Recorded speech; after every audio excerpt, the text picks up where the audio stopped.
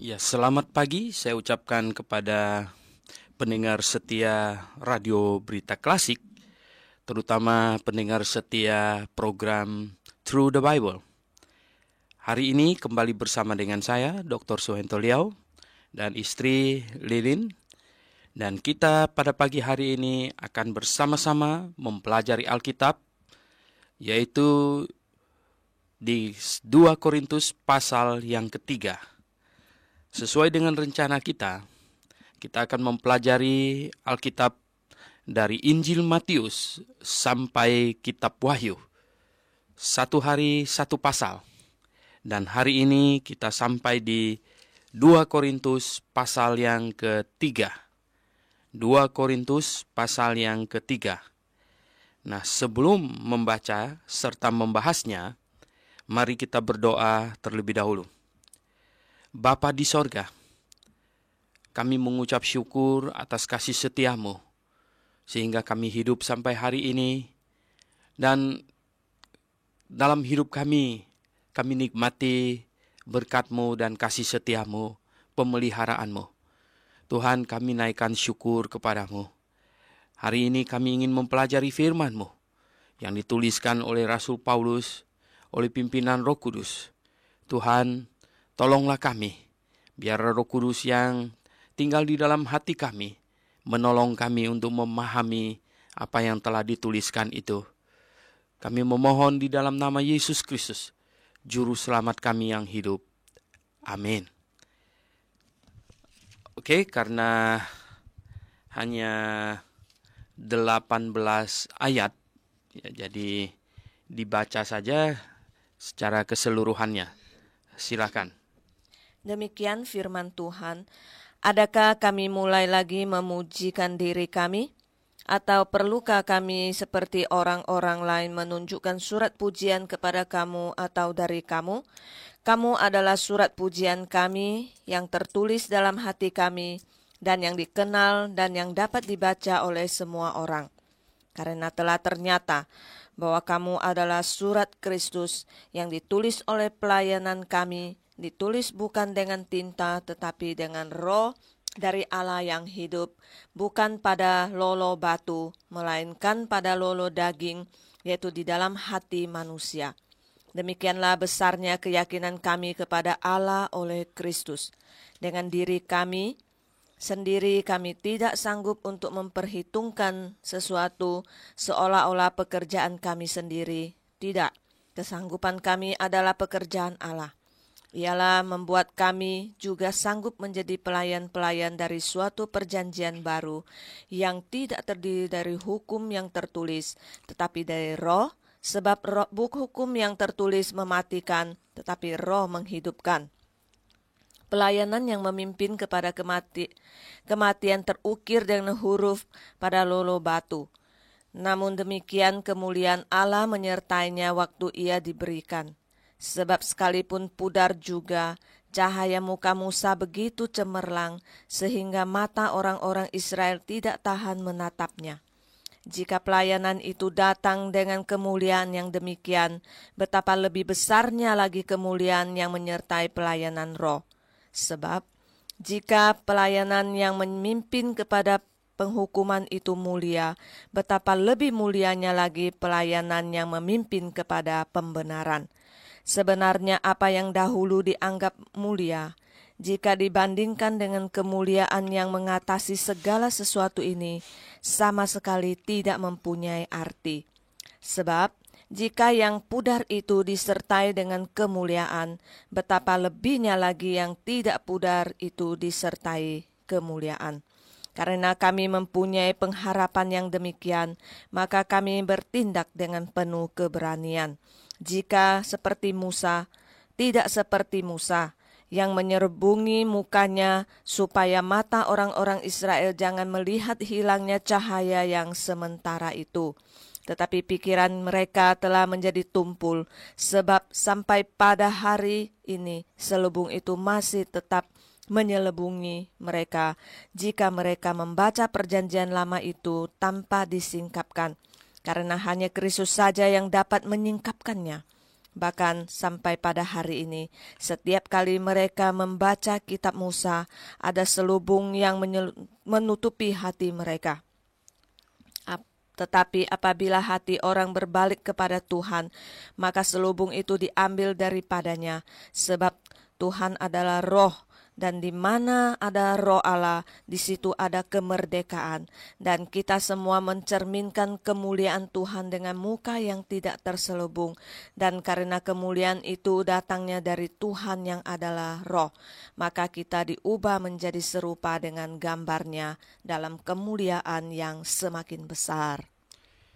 Oke, pendengar yang saya kasih dalam Yesus Kristus, kita lihat di pasal 3. Ya, pasal 3 dari surat Rasul Paulus kepada jemaat Korintus yang kedua, di mana di pasal 2 kemarin kita sudah membahasnya, di mana Rasul Paulus setelah di suratnya yang pertama menegur, memarahi orang-orang yang berdosa, bahkan berkata bahwa mereka kalau tidak mau bertobat, mereka harus diusir dari jemaat. Dan kini di suratnya yang kedua, Rasul Paulus berkata, jikalau mereka bertobat, jikalau orang yang berdosa itu bertobat, dan dia mau kembali kepada kebenaran, maka mereka harus menerimanya kembali. Jikalau orang bertobat, maka harus diterima kembali. Pendengar yang saya kasih dalam Yesus Kristus, di dalam praktek gereja yang benar, orang berdosa harus ditegur sesuai dengan prosedur yang terdapat di dalam Matius pasal 18, yaitu ditegur secara 4 mata, kemudian kalau tidak bertobat bawa beberapa saksi, dan kalau tidak bertobat ditegur oleh seluruh jemaat, dan kalau dia tidak bertobat maka dia harus diumumkan dia sudah dikeluarkan dari anggota jemaat. Masih boleh datang kebaktian? Oh, boleh saja, ya. Namun bukan anggota jemaat. Dia tidak boleh ikut perjamuan Tuhan, dan ya dalam voting jemaat dia tidak bisa ikut. Tetapi jikalau dia mau kembali, jikalau dia menyesali dosanya, dia maju ke depan jemaat dan memohon ya supaya dia bisa diterima kembali, maka jemaat harus menerimanya kembali, ya. Karena di dalam Yesus Kristus penuh pengampunan.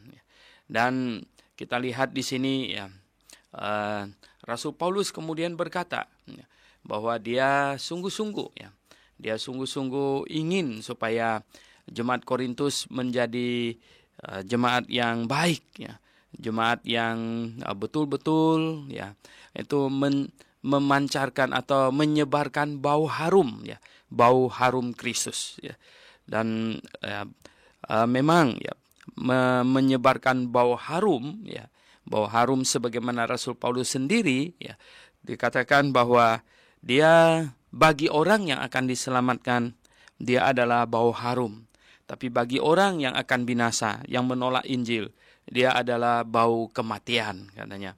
Dan di sini di pasal 3 dia katakan, nah kalau kondisinya demikian, adakah kami mulai lagi memuji diri kami? Ya. Apakah kami memuji diri kami? Oh tidak, dibilang ya. Atau perlukah kami seperti orang-orang lain menunjukkan surat pujian kepada kamu atau dari kamu gitu, semacam sertifikat gitu ya. Jadi dunia sekarang ini dunia sertifikat gitu ya, penuh dengan sertifikatnya. Sehingga banyak hamba Tuhan saja cari sertifikat gitu ya. Sehingga ada yang sampai beli titel, ada titel 5.000 US dollar segala macam ya. Ya tetapi sebenarnya itu malah ini mempermalu diri mereka sendiri.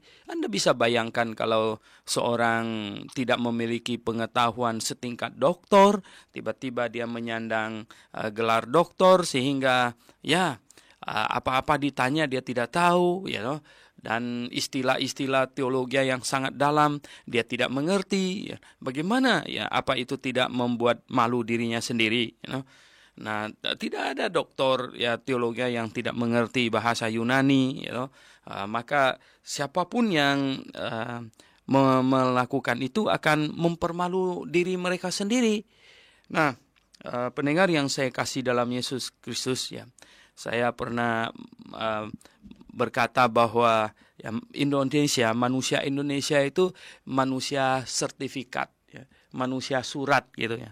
Nah, misalnya sekarang ini ada sekolah teologi ya. Sekolah teologi kan ada yang terdaftar lalu diakreditasi ya, dan lain sebagainya.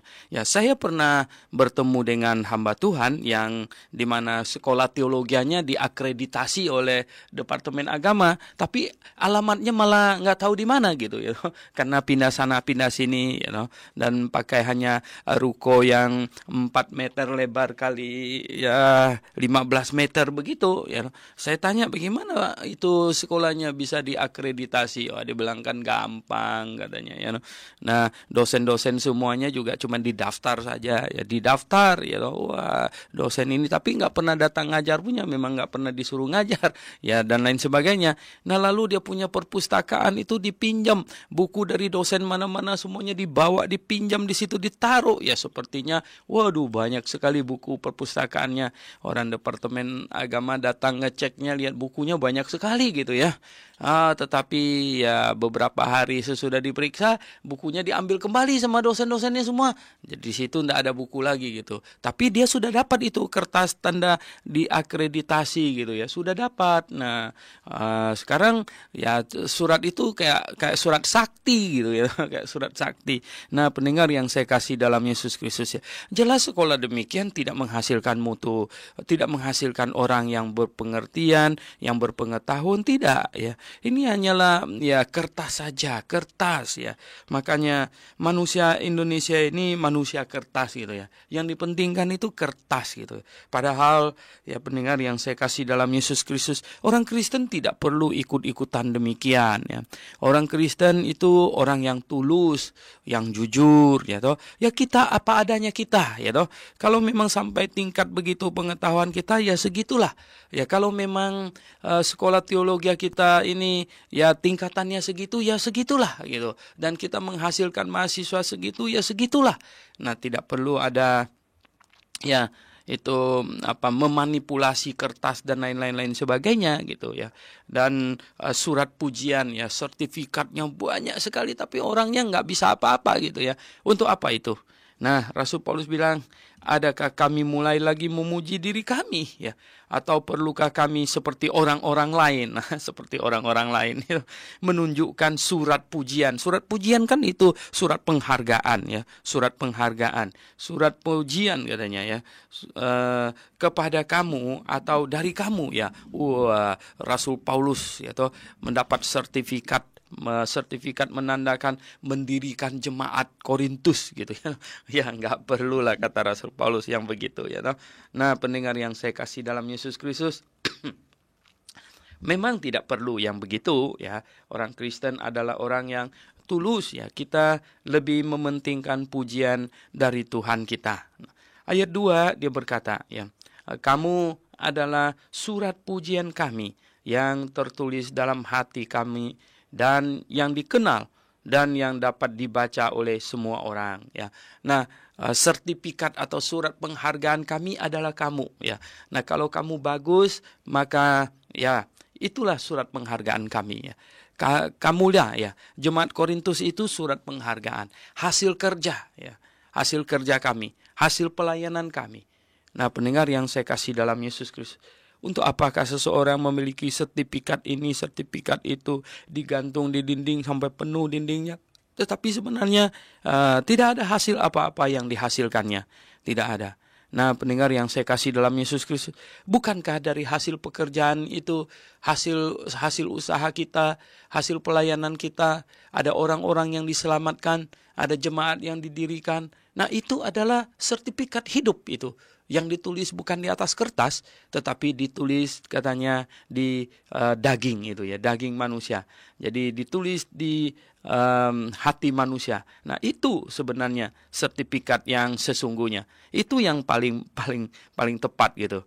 Nah, di ayat yang ketiga lalu Rasul Paulus berkata, karena telah ternyata katanya bahwa kamu adalah surat Kristus ya, surat Kristus yang ditulis oleh pelayanan kami, ya. Ditulis bukan dengan tinta, tetapi dengan roh dari Allah yang hidup, bukan pada lolo batu, melainkan pada lolo daging, yaitu di dalam hati manusia. Ya, jemaat Korintus adalah surat Kristus, dan kita hari ini pun juga surat Kristus, ya. Dan jemaat yang benar, yang Alkitabiah di muka bumi ini adalah surat Kristus. Setiap orang akan membaca surat Kristus ini dari kehidupan kita.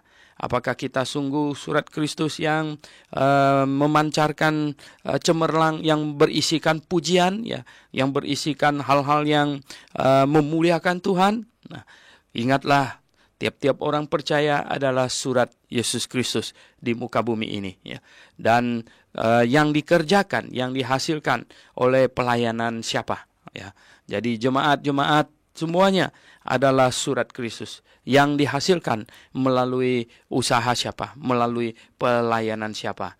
Nah, katanya surat Kristus ini, ya, surat Kristus ini bukan ditulis dengan tinta, bukan, tetapi ditulis, ya, dengan oleh roh Allah, ya, dari Allah yang hidup, roh dari Allah yang hidup. Nah, bukan pada lolo batu, bukan.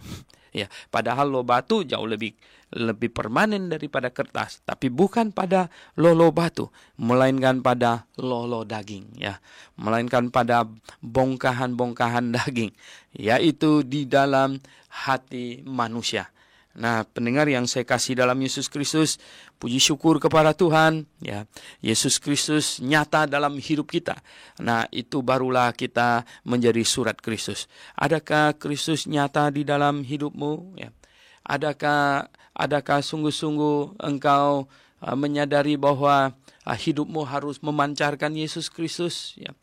Adakah perintah-perintah Tuhan nyata di dalam tindakan, di dalam perbuatan hidup kita sehari-hari? Nah, ini perlu kita pertanyakan, ini perlu sungguh-sungguh kita renungkan, ya.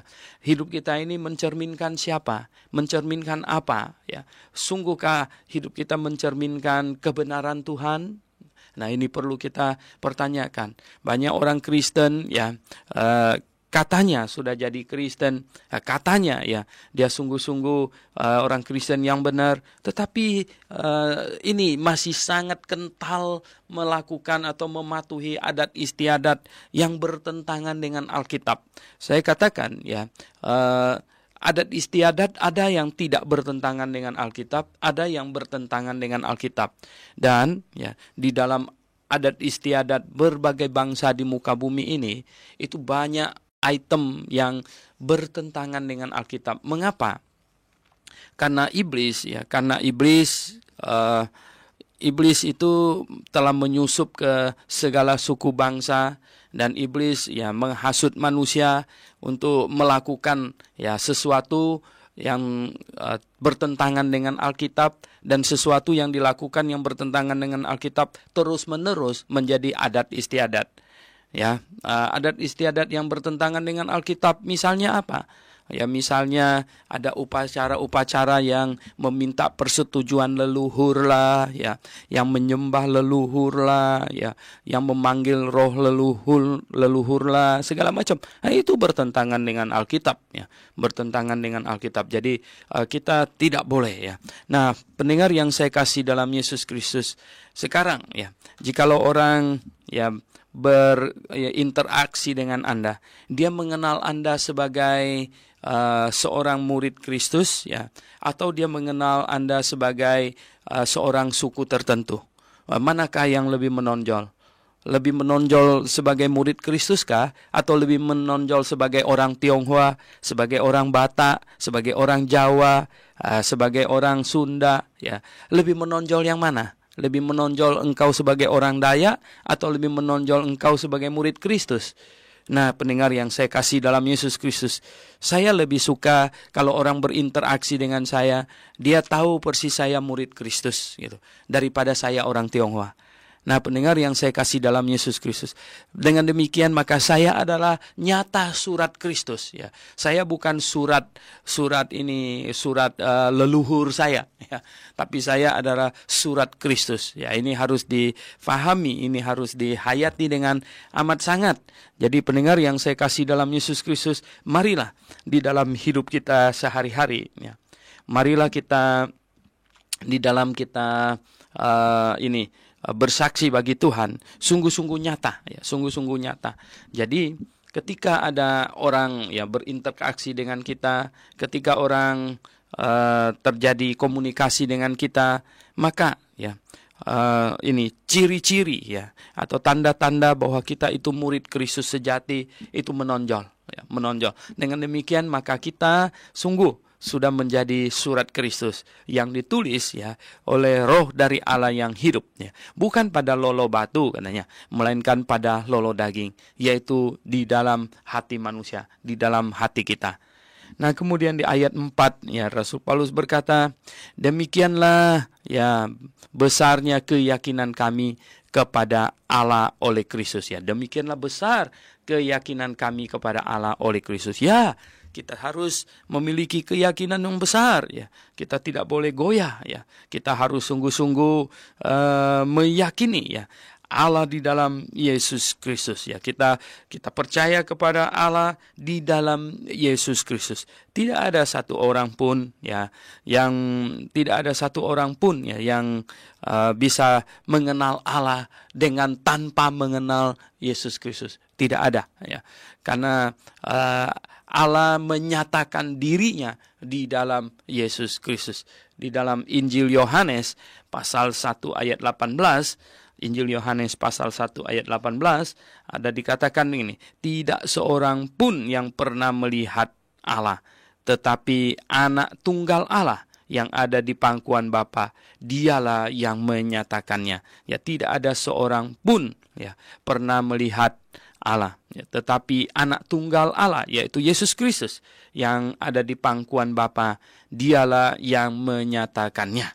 Nah, jadi tidak ada satu orang pun bisa mengenal Allah tanpa melalui mengenal Yesus Kristus. Nah, ini adalah satu syarat mutlak, ya, syarat mutlak untuk mengenal Allah yang benar, yaitu melalui mengenal Yesus Kristus. Ya. Di ayat yang kelima, ya, di ayat kelima katanya, ya, dengan diri kami sendiri kami tidak sanggup untuk memperhitungkan ya sesuatu seolah-olah pekerjaan kami sendiri. Ya, tidak, ya. Kesanggupan kami adalah pekerjaan Allah. Jadi, ya, setiap pelayan Tuhan, ya, walaupun kita menghasilkan sesuatu, walaupun memang ada pekerjaan yang nyata dari kita, ya, tetapi ya kita tahu persis ya bahwa kemuliaan hanya bagi Allah. Mengapa? Karena dialah yang memampukan kita melayani. Dialah yang membuat kita sanggup ya melakukan itu semua. Dialah yang menguatkan kita. Dialah yang memberi kesehatan supaya kita bisa melayani. Dialah yang memberkati pikiran kita. Nah, dialah yang menuntun hidup kita semuanya.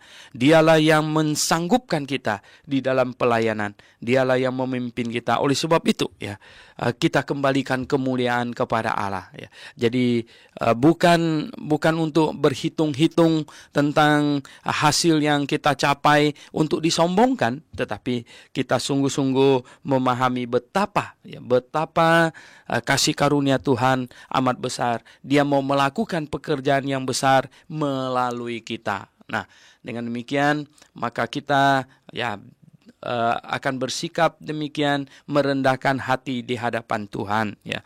Tetapi jikalau kita tidak melihat demikian, ya maka ya akan menyombongkan diri, ya, karena kita melihat pekerjaan kita yang begitu kita agung-agungkan gitu, ya. Nah, ialah membuat kami juga sanggup menjadi pelayan-pelayan dari suatu perjanjian baru. Jadi Allah lah yang membuat kita sanggup menjadi pelayan-pelayan perjanjian baru yang tidak terdiri dari hukum yang tertulis. Nah, pelayanan perjanjian baru adalah pelayanan yang memberitakan anugerah Yesus Kristus, ya. Memberitakan Injil, kabar baik, ya, yang bukan ditulis berupa hukum dan di loh batu, tetapi dari roh, ya. Nah, sebab hukum yang tertulis mematikan, tetapi roh menghidupkan. Nah, pendengar yang saya kasih dalam Yesus Kristus, hukum ya katanya yang ini terdiri dari loh batu itu yang tertulis itu mematikan, tetapi roh menghidupkan. Mengapa? Ya, hukum Taurat itu menuntun manusia untuk menyadari bahwa dia bakalan mati. Ya, hukum Taurat menuntun manusia menyadari bahwa dia berdosa dan no way out, ya. Bahwa dosa selesai hanya melalui penghukuman. Tetapi pelayanan yang bersifat roh menghidupkan, yaitu memberitahukan bahwa Yesus Kristus telah dihukumkan menggantikan manusia yang berdosa. Barang siapa yang mau percaya kepadanya, maka dia akan diselamatkan, maka dia tidak perlu dihukum lagi, gitu. Oke, pendengar yang kami kasihi di dalam Yesus Kristus, kita kembali lagi ke dalam pembahasan kita. Ya, hukum yang tertulis di dalam loh batu, yaitu hukum Taurat, itu mematikan, katanya. Menuntun manusia sampai kepada pengertian bahwa jikalau engkau gagal melakukan ini, maka engkau akan mati, binasa. Tapi hukum yang ditulis oleh roh, ya, hukum yang roh, tetapi yang ditulis dalam disampaikan, ya, oleh roh, itu menghidupkan di dalam Yesus Kristus tentunya, yaitu bahwa Yesus Kristus telah dihukumkan di atas kayu salib untuk menggenapi tuntutan hukum Taurat itu. Dan sekarang barang siapa yang mengaku dirinya orang berdosa dan percaya, ya, kepadanya, percaya bahwa dia telah dihukumkan di atas kayu salib untuk menggantikannya, akan mendapatkan kehidupan, ya. Dan kita lihat di ayat yang ke-7. Pelayanan yang memimpin kepada kematian, ya, terukir dengan huruf, ya, pada loh batu, ya. Namun demikian kemuliaan Allah menyertainya waktu ia diberikan, katanya. Sebab sekalipun pudar juga, ya, cahaya muka Musa begitu cemerlang, ya, sehingga mata orang-orang Israel tidak tahan menatapnya, ya, tidak tahan menatapnya. Wah, luar biasa. Nah, ini merujuk kembali kepada peristiwa di mana Musa naik ke atas Gunung Sinai, dan di situ dia diberikan, ya, loh batu oleh Tuhan, ya. Dia diberikan ini 10 hukum, ya, yang tertulis dalam Keluaran pasal 20, ya, 10 hukum, ya, luar biasa. Nah, dengan hukum Taurat itulah, 10 hukum itu, ya, 10 hukum itu Musa turun, ya, dari Gunung Sinai. Dan Anda tahu ketika Musa turun dari Gunung Sinai, ya, wah, mukanya cemerlang, ya, mukanya cemerlang. Itu seperti matahari, gitu. Mukanya Musa cemerlang. Anda bisa bayangkan sampai orang-orang Yahudi tidak sanggup menatapnya, gitu. Tidak sanggup menatapnya. Jadi betapa ini, ya, betapa luar biasa, ya, itu kemuliaan yang menyertai diberikannya hukum Taurat. Ya, padahal, ya, hukum Taurat itu diberikan, di sini Rasul Paulus bilang itu adalah pelayanan yang memimpin kepada kematian, ya. Mengapa itu hukum Taurat itu kok pelayanan yang memimpin kepada kematian? Kan hukum Taurat itu menuliskan larangan, ya. Jangan ini, jangan itu, ya. Jangan ada padamu Allah lain, ya. Jangan menyembah kepada, ya. Jangan menyembah patung, ya. Jangan menyembah kepada leluhurmu, ya. Jangan menyembah kepada apapun juga, ya.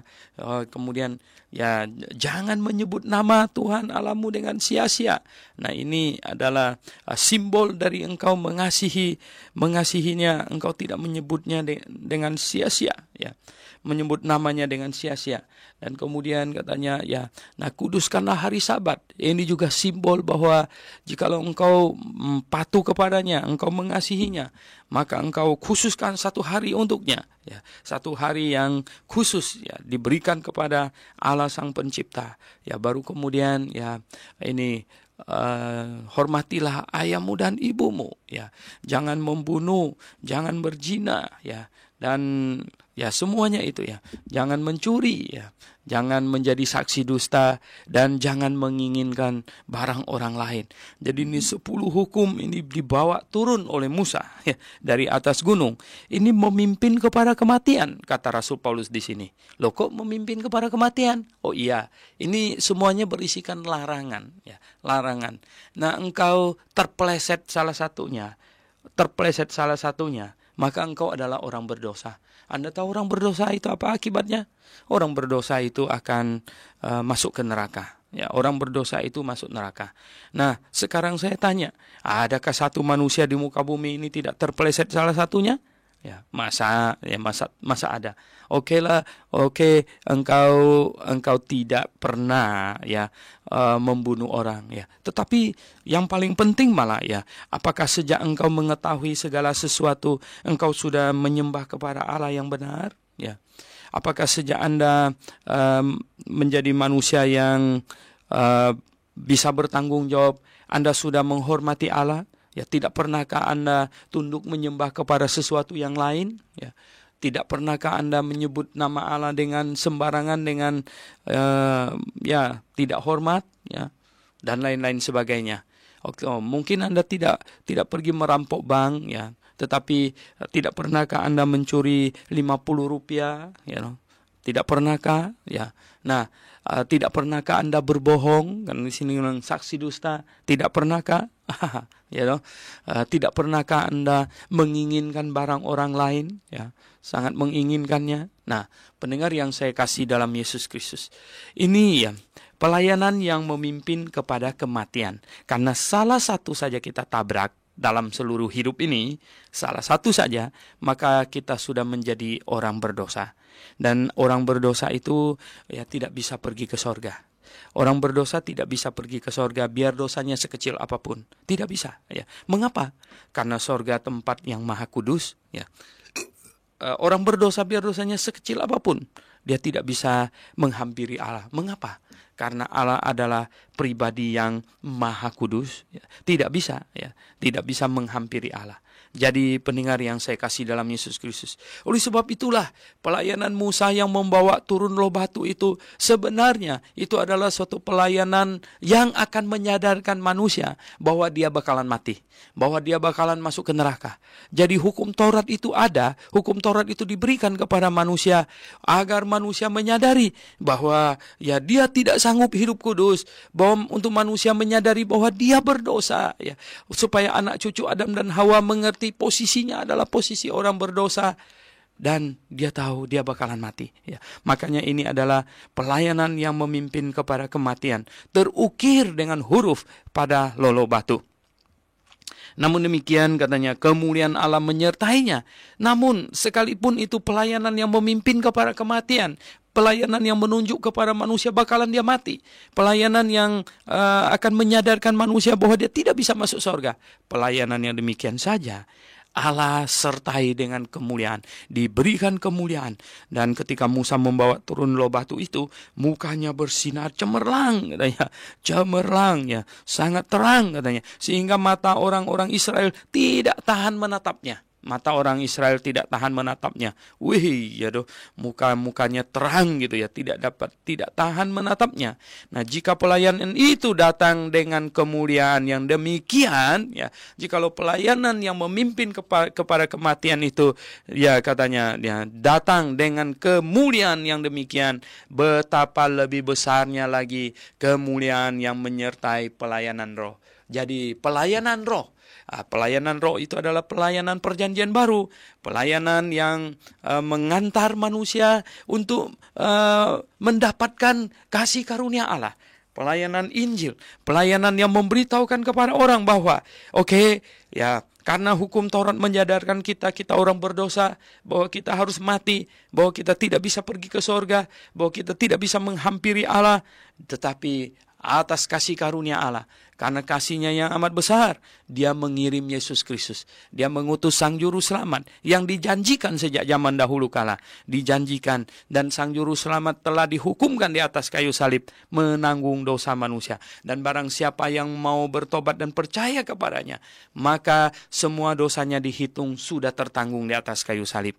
Barang siapa yang mengaku bertobat dan percaya kepada Yesus Kristus, maka Yesus Kristus telah menggantikannya di hukum, dan kini Dia menggantikan Yesus hidup. Nah, inilah pelayanan roh, ya.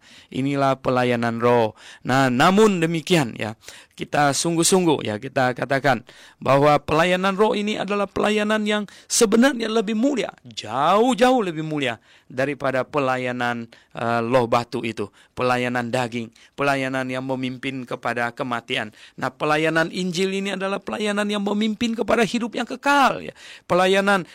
Pelayanan yang menjadi way out bagi manusia yang berdosa. Jadi begini, pendengar yang saya kasih dalam Tuhan,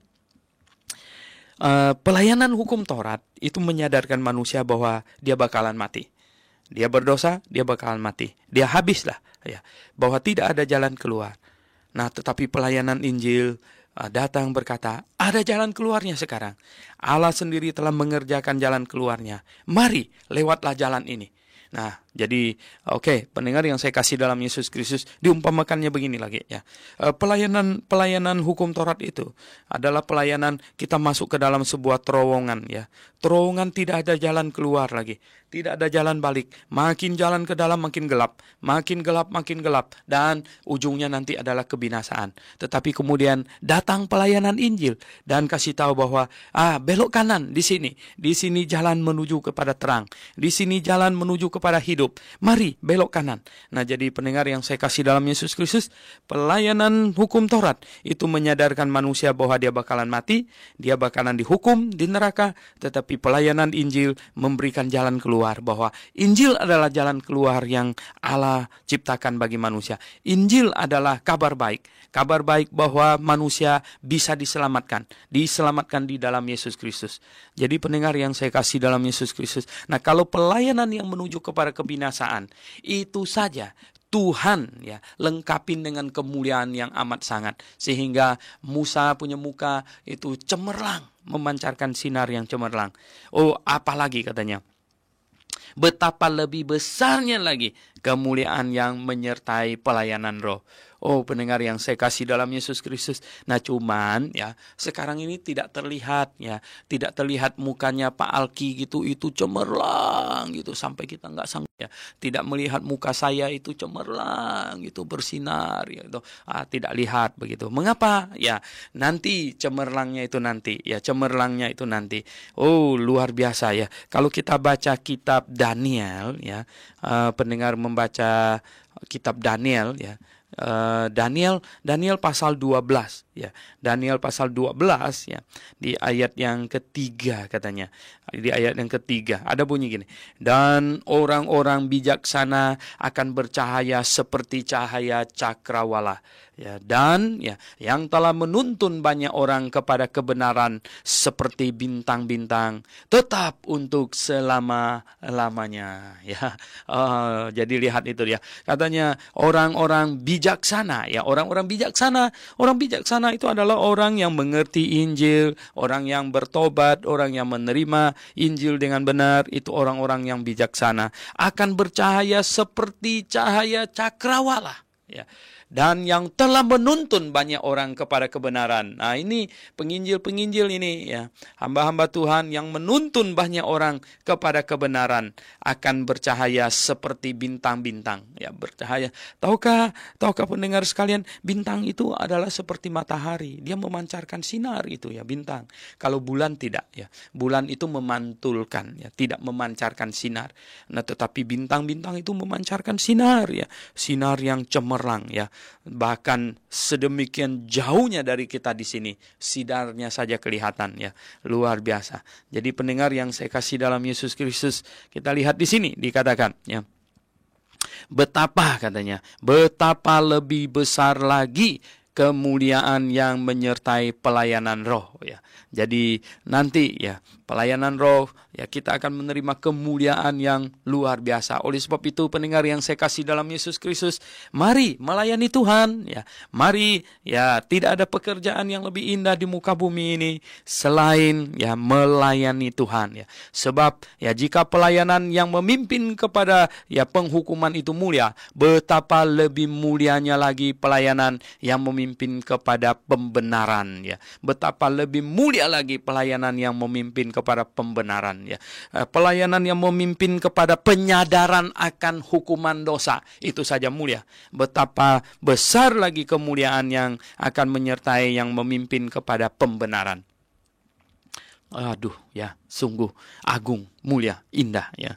Nah sebenarnya katanya apa yang dahulu dianggap mulia, jika dibandingkan dengan kemuliaan yang mengatasi segala sesuatu ini, sama sekali tidak mempunyai arti. Rasul Paulus ingin mengatakan bahwa kemuliaan yang didapatkan oleh Musa ketika dia membawa turun loh batu itu, kalau dibandingkan dengan kemuliaan yang akan diberikan kepada anak-anak Tuhan, terlebih kemuliaan yang akan diberikan kepada orang-orang yang melayani Tuhan ya, itu sungguh ya tidak ada arti apa-apa lagi katanya. Sungguh tidak sebanding itu, tidak sebanding ya. Sebab katanya apa di ayat 11 ya, sebabnya jika yang pudar itu disertai dengan kemuliaan, betapa lebihnya lagi yang tidak pudar itu disertai kemuliaan. Oh pendengar yang saya kasih dalam Yesus Kristus ya, sungguh saya katakan barang siapapun yang meninggalkan pekerjaannya yang apapun juga untuk melayani Tuhan, dia tidak akan rugi, dia tidak akan rugi. Ya, saya dulu juga seorang yang bercita-cita mau jadi orang kaya, bisnis ya. Ya, dulu saya tahun 80 saya menjadi agent insurance ya, agen itu asuransi ya, berusaha mencari uang sebanyak-banyaknya ya. Dan kemudian saya pindah menjadi jual mobil ya, jual mobil. Dan satu hari ya Tuhan menyatakan ya, Tuhan menyatakan ke dalam hati saya, Tuhan menyadarkan saya ya bahwa tidak ada kemuliaan yang lebih mulia daripada melayani Tuhan. Tidak ada hasil yang lebih besar daripada melayani Tuhan ya. Jikalau semua upah di muka bumi ini dibandingkan dengan yang diberikan Tuhan nanti untuk kemuliaan orang yang melayaninya, semuanya tidak ada arti apa-apa lagi ya. Jadi pendengar yang saya kasih dalam Yesus Kristus ya, mari melayani Tuhan, saya katakan. Mari melayani Tuhan atas kesadaran, ya, bukan karena ada sebuah fenomena yang mengagetkan gitu, bukan ya. Tapi marilah melayani Tuhan dengan kesadaran ya, bahwa ya saya ya sudah diselamatkan, bahwa saya ingin menjadi bagian di dalam program Tuhan untuk menyelamatkan dunia ini. Maka saya menyerahkan diri saya mau melayani Tuhan ya, karena saya tahu ya tidak ada satu pekerjaan yang lebih indah, yang lebih mulia daripada pekerjaan membawa itu pelayanan roh ya, dengan menjadi agent dari Roh Kudus gitu ya, untuk menyelamatkan orang-orang di dunia ini. Nah kemudian kita lihat di ayat yang ke-12 ya. Ayat yang ke-12 dikatakan, karena kami mempunyai pengharapan yang demikian, ya, pengharapan untuk mendapatkan kemuliaan, maka kami bertindak dengan penuh keberanian, ya, bertindak dengan penuh keberanian, karena mempunyai keyakinan bahwa pelayanan roh lebih utama daripada pelayanan daging. Pelayanan ini yang bersifat rohani lebih mulia, lebih utama daripada pelayanan yang ditulis di dalam loh batu. Jadi memiliki keyakinan demikian, maka kami berani bertindak dengan penuh keberanian ya. Tidak seperti Musa katanya, tidak seperti Musa yang menyelubungi mukanya ya. Musa menyelubungi mukanya katanya supaya mata orang-orang Israel jangan melihat ya hilangnya cahaya yang sementara itu ya. Jadi Musa akhirnya pakai jilbab gitu mungkin gitu. Jadi enggak, nah itu yang ada dipakai semacam ini pastor itu yang kerudung itu ya, tutup muka itu. Nah, ya katanya supaya ini orang Israel tidak melihat ini sinarnya yang sudah hilang gitu ya. Jadi pendengar yang saya kasih dalam Yesus Kristus. Nah, kita lihat di sini ya, akhirnya ya, pelayanan roh ya tidak perlu menyelubungi muka ya. Pelayanan roh itu artinya ya pelayanan Injil. Pelayanan Injil itu bersifat terbuka ya, bersifat terbuka katanya. Nah, karena Musa menyelubungi mukanya, Rasul Paulus memakai ini sebagai sebuah analogi, simbolik ya. Tetapi katanya ya, ini pikiran mereka telah menjadi tumpul katanya ya. Pikiran mereka menjadi tumpul. Nih, pikiran orang-orang Yahudi menjadi tumpul. Sebab sampai pada hari ini selubung itu masih tetap menyelubungi mereka jika mereka membaca perjanjian lama itu tanpa disingkapkan ya. Ya, karena hanya Kristus saja yang dapat menyingkapkannya. Nah, pendengar yang saya kasih dalam Yesus Kristus, beberapa ini 1 minggu yang lalu kita libur ya, karena saya berangkat ke Austria, ke Vienna ya.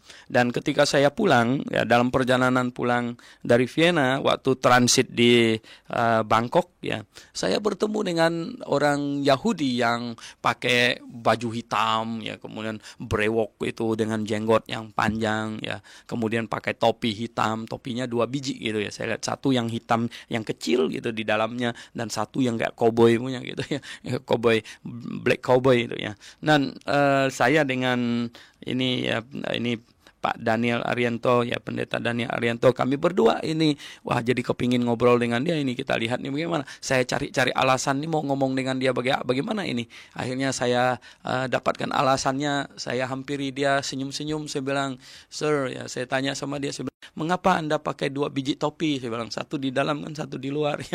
Wah, dia senyum-senyum, mungkin dia merasa geli dengan saya, tapi sebenarnya saya cari alasan untuk ngobrol sama dia gitu. Saya tanya dia mengapa dia pakai 2 biji topi. Nah, dia jelaskan kepada saya, dia bilang, dia buka topi koboynya yang besar itu, saya lihat yang kecil di dalam itu. Nah, dia bilang ini, yang kecil ini, dia bilang, "Nah, ini tanda kami takut kepada Allah." Katanya, "Oh, ya. Saya bilang, "Nah, yang besar," saya bilang, "apa itu?" Nah, bilang, "Ini tandanya kami mau melayani Allah." Oh ya. Nah, kemudian saya mulai ngobrol sama dia karena sudah buka pembicaraan, saya ngobrol sama dia ya. Wah, cukup seru terlibat pembicaraan ya. Saya berkata, "Ya, mengapa kalian ini masih dalam ibadah simbolik?" Saya bilang, "Padahal Mesias sudah datang." Dibilang, dia marah sekali dengar Mesias sudah datang ya. Dia bilang, saya bilang, "Masa?" Dia bilang ya. Saya bilang, "Yesus itu adalah Mesias ya. Dialah yang dijanjikan kepada Daud." Dia bilang, "Oh, no. Dia bilang ya. No. Dia bilang ya. Bahasa Inggrisnya juga tidak begitu bagus ya. No. Dia bilang, dia bilang, "Yesus itu bukan Mesias." Dia bilang, "Dia penjahat," katanya. Oh, saya bilang, "Jangan ngomong begitu." Saya bilang, "Coba diperiksa di dalam ini kitab perjanjian lama kamu." Saya bilang ya, bahwa dia itu Mesias ya. Saya tunjukkan dia ya di dalam kitab Yesaya pasal 53 ya, bahwa dia akan menderita. Saya bilang, "Kalian salah faham." Nah, orang Yahudi menyangka bahwa Mesias akan datang sebagai raja, sebagai seorang pahlawan. Saya bilang, ekspektasinya itu ya, ini pengharapan orang Yahudi waktu itu adalah Mesias yang datang sebagai pahlawan, sebagai raja. Makanya tidak menerima dia karena dia tidak mau datang sebagai raja waktu itu. Ya, dia datang, dia akan mati untuk menanggung dosa seisi dunia dulu. Dia domba Allah yang kalian sembeli setiap tanggal 14 Nisan. Saya berkata, wah, dia sampai dia punya napas terengah-engah karena dia agak sedikit tegang gitu, dia agak tegang. Nah, pendengar yang saya kasih dalam Yesus Kristus, ya terlibat pembicaraan lebih dari 15 menit saya sama dia untuk ini ya, memberitakan tentang Mesias yang sudah datang ya. Tetapi seperti yang dikatakan oleh ayat ini, tetapi pikiran mereka telah menjadi tumpul ya toh, tumpul, betul-betul tumpul. Jenggotnya yang panjang itu bikin pikirannya jadi tumpul gitu ya. Sebab sampai pada hari ini selubung itu masih tetap menyelubungi mereka ya. Jika mereka membaca perjanjian lama itu tanpa disingkapkan ya. Jadi mereka membaca kitab perjanjian lama, mereka punya mata kayak terselubung, nggak ngerti-ngerti gitu ya. Tidak ya, karena hanya Kristus saja yang dapat menyingkapkannya. Karena mereka menolak Yesus Kristus, maka mereka punya mata sepertinya terselubung gitu. Nah, bahkan sampai hari ini, sampai tentu bukan hari ini, ya ada juga sampai hari ini yang saya ketemu di Bangkok itu, ya. Tapi sampai hari ini katanya, sampai surat 2 Korintus itu ditulis, ya, setiap kali mereka membaca kitab Musa, ada selubung yang menutupi hati mereka, ya. Jadi tidak mengerti, tidak dapat menangkap inti dari kitab Perjanjian Lama yang menunjuk kepada Yesus Kristus. Tetapi apabila hati seorang berbalik kepada Tuhan, ya, berbalik kepada Yesus Kristus, ya, maka selubung itu diambil daripadanya. Nah, kalau hatinya berbalik kepada Yesus Kristus, kalau dia mau terima Yesus Kristus saja sebagai juru selamat, sebagai Mesias, maka barulah bisa memahami Perjanjian Lama dengan mulus, ya, dengan ini sistematis, dengan terarah, ya. Kalau menerima Yesus sebagai Tuhan dan juru selamatnya. Sebab Tuhan adalah roh, katanya. Sebab Tuhan itu roh, ya. Dan di mana ada roh Allah, ya, menyambut Yesus Kristus, maka roh Allah akan masuk ke dalam hati kita. Karena Tuhan itu roh. Di situ ada kemerdekaan. Di situ ada kemerdekaan. Di mana ada roh Allah, di situ ada kemerdekaan. Nah, Tuhan memerdekakan kita. Tuhan bukan menjajah kita. Tuhan memerdekakan kita. Di dalam Yesus Kristus kita ada kebebasan. Kita ada kebebasan, ya. Ada kebebasan. Kita bukan dijajah, kita dibebaskan dan kita bebas menyembahnya. Dan kalau ada yang tidak mau menyembahnya, ada yang mau murtad, ya, Tuhan tetap memberikan kebebasan. Karena Tuhan bukan menjajah kita. Bukan kita lepas dari dijajah oleh iblis lalu kita dijajah oleh Tuhan. No. Tuhan lepaskan kita. Ada kemerdekaan, ya. Ada kebebasan di dalam Tuhan. Dan kita semua yang mencerminkan kemuliaan Tuhan dengan muka yang tidak berselubung. Nah, kita semua ini mencerminkan kemuliaan Tuhan. Dan baiklah hidup kita mencerminkan kemuliaan Tuhan. Baiklah tutur kata kita mencerminkan kemuliaan Tuhan. Baiklah pengajaran yang kita sampaikan mencerminkan kemuliaan Tuhan. Baiklah, ya, seluruh aspek kehidupan kita mencerminkan kemuliaan Tuhan, ya. Dengan muka yang tidak berselubung. Kita tidak perlu menyelubung muka kita, ya. Dan karena kemuliaan itu datangnya dari Tuhan yang adalah roh, ya. Kemuliaan yang kita miliki ini adalah kemuliaan yang dari roh adanya, ya. Maka kita diubah menjadi serupa dengan gambarnya dalam kemuliaan yang semakin besar, ya. Nah, di dunia ini, ya, kita dengan memakaikan tubuh kita yang fana ini, kita harus mencerminkan kemuliaan Tuhan. Dan setelah tubuh kita yang fana ini makin hari makin reot, kata Petrus, ini kemah yang makin hari makin tua yang kita tinggal di dalamnya. Dan kemudian ketika kemah ini sungguh-sungguh tidak kuat lagi, dan kemudian kemah ini digantikan dengan tubuh yang mulia. Oh, tubuh yang mulia, yang betapa mulianya. Itu bukan kemuliaan yang kepalang tanggung, itu kemuliaan yang sungguh-sungguh amat sangat. Nah, pendengar yang saya kasih dalam Yesus Kristus, ya, nanti Tuhan akan memberikan kemuliaan kepada anak-anaknya. Tuhan akan memberikan kemuliaan kepada murid-muridnya. Nah, pendengar yang saya kasih dalam Yesus Kristus, apakah ada perbedaan kemuliaan anak Tuhan satu dengan yang lain? Oh, jelas ada. Ya, jelas ada, ya. Nah, di situ saja di dalam Daniel dikatakan, ya, orang yang bijak itu akan bercahaya seperti cakrawala, tapi orang yang menuntun orang kepada Tuhan, kepada kebenaran, ya, itu akan bercahaya seperti bintang. Nah, ada cahayanya, kemuliaannya berbeda. Di dalam Injil Matius dikatakan orang yang melaksanakan hukum Taurat akan mendapat tempat yang lebih tinggi, ya. Kemudian di dalam Markus pasal 12 ayat 40, ya, orang-orang yang melakukan dosa yang besar-besar itu akan dihukum dengan lebih berat. Jadi begini, yang masuk surga percaya kepada Tuhan Yesus, di surga kita menerima kemuliaan yang berbeda-beda dan sesuai dengan apa yang kita kerjakan bagi Tuhan. Dan yang dihukum ke neraka ini, yaitu mereka yang tidak percaya kepada Yesus Kristus, dihukum di neraka dengan hukuman yang beratnya juga berbeda-beda, ya, karena sesuai dengan perbuatannya juga. Tetapi masuk surga atau masuk neraka bukan dari perbuatan, melainkan dari sikap kita kepada Sang Juru Selamat, ya, yaitu Yesus Kristus. Nah, pendengar yang saya kasih dalam Yesus Kristus, oke, pembahasan 2 Korintus pasal 3 ini sampai di sini, ya. Mari kita berdoa. Bapa di sorga, puji hormat kami naikkan padamu, agung mulia namamu. Kami mengucap syukur atas firman-Mu yang memberikan kami sukacita, pengharapan, dan sungguh Tuhan, memberikan kami hati yang berkobar-kobar, ya, mendatangkan hati yang berkobar-kobar dalam diri kami untuk memperoleh kemuliaan, menantikan kemuliaan yang Kau berikan pada kami. Puji hormat kami naikkan padamu, dalam nama Tuhan Yesus Kristus kami berdoa. Amin.